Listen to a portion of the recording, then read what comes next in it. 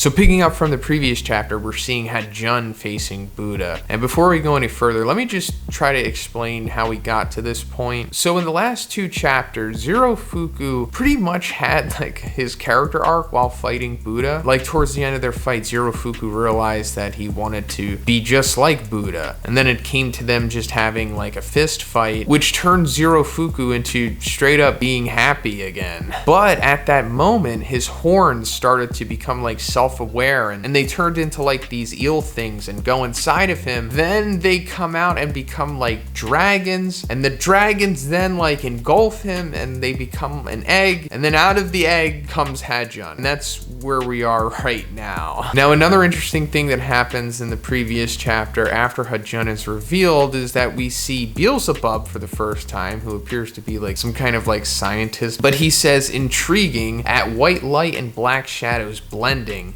the horns of the netherworld shall awaken and eternal darkness be born. So that's pretty much explaining what Hajun is. And based off of the information that we're getting from this chapter too, it seems that Hajun is some kind of like ritual summoned being that appears any god or any special situation can bring forth, maybe. Also, Hajun himself doesn't know what he is, and all he does know is that he just wants to like test his powers out and just destroy Buddha. So then we're cutting to the commentary crew with Hermes, Ares, and Zeus, and they don't know what Hajun is either. But in this sequence, we're getting introduced to Hades. He's the older brother of Zeus and Poseidon. And as soon as he comes in, he looks at Ares and says, like, you're sitting in my seat. And Ares is visibly scared of Hades and gets up immediately. So before we go any further, let me just say that I have some theories about this guy already, and that I think that this sequence alone has pretty much established him to be like the final boss of the series. And by final boss, I mean like the last god to fight against humanity in the tournament. Now you also might be thinking, well, Hades isn't on the list of competitors. And yes, that is true, but you also have to consider that there's like an imbalance right now because, you know, Buddha taking on Zirofuku. And I wouldn't be surprised that Hades takes it upon himself to fill that imbalance. And he winds up fighting at the very end, which means that like right now he's being set up as that big bad. And I also always thought it was kind of weird that Zeus, who is ostensibly the #1 or the big bad of the series, fights in the second round, which makes it kind of anticlimactic for anyone who would finish off the tournament because they would naturally be below Zeus. But with Hades, there seems to be some kind of implications maybe that if he's not on the same level of Zeus, he, dare I say, might even be stronger than him, despite not being the one above all gods.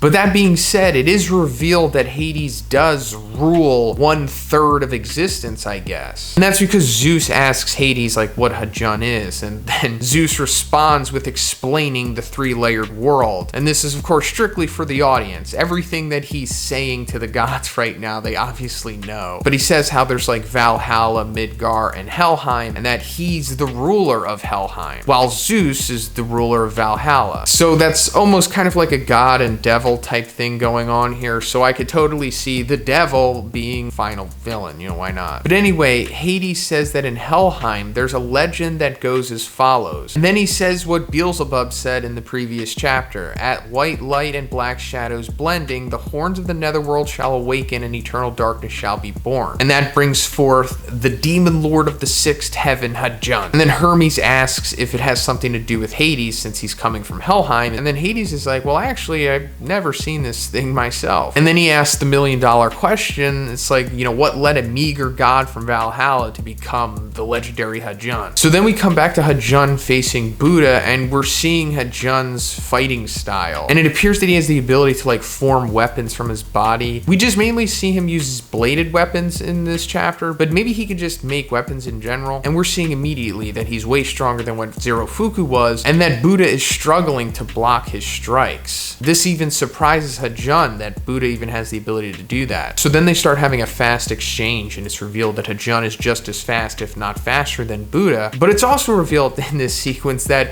Buddha can't use his future sight on Hajun, because it turns out that it's not actually Buddha seeing into the future, but his 8th consciousness gives him the ability to see the fluctuations of the soul. So it turns out that whenever a person decides on a course of action, the soul or the will moves before the body. And by seeing the movements of the light within every creature, Buddha knows what will happen next. However, Hajun's soul is total darkness, so Buddha is unable to see what he's going to do. So after Buddha successfully defends Hajun's assault, Hajun then decides that he has to use maximum output on Buddha. So then he creates like this spiral sword, and then he says divine retribution. He actually says this multiple times, and I always thought that was weird, because if Hajun is like a new entity and is not even itself aware of what it is, then why is he saying like Zero Fuku's old catchphrase? Is it because Zero Fuku was the host, so he's taking on personality traits of it, maybe? But anyway, then he does his named attack called Heaven Piercing Demon Drill, which leads to Buddha switching to his shield. But even that is no longer enough, and the drill goes through it and takes out Buddha's eye. And that's where the chapter ends. So yeah, like I said, obviously way stronger than what Zero Fuku was, and it's really not looking good for Buddha. Now, I do think that he is definitely going to win, but how he's going to do that is kind of up in the air. So we still have yet to see all of his 6 realm weapon transformations, but I'm not really sure if one of them is going to be enough to defeat Hajun here. But what I do think is probably going to happen, or at least I hope it happens, is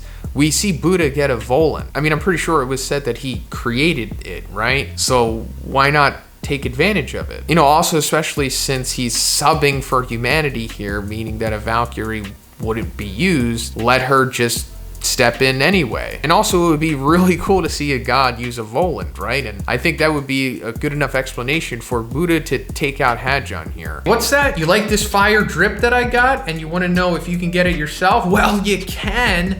And you can get it through the sponsor of this video, Crunchyroll Crate. That's right, the streaming service that we've all come to love has their own subscription box now. And in it, you can get some sweet drip, like this drippy Noblesse shirt. Honestly, I really like this, and I'm definitely gonna wear this. I mean, come on, this is aesthetic. And then also this Mob Psycho 100 snapback. I mean, I really like this thing. Mob Psycho is one of my favorite series, and I'm sure it is yours too, since you are a follower of this channel. They also sent me like this coin wallet.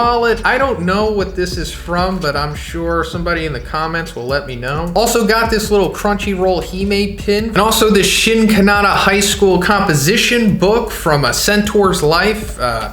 Pretty cool. So yeah, please support your boy. Check out the affiliate link in the description for Crunchyroll box. You won't regret it. Thanks again. But let me know what you think about this chapter in the comments. What do you think is going to happen with Buddha and Hajun? And if you liked the video, guys, please give it a like. Please subscribe if you haven't already. Have a great day, and I'll see you in the next one.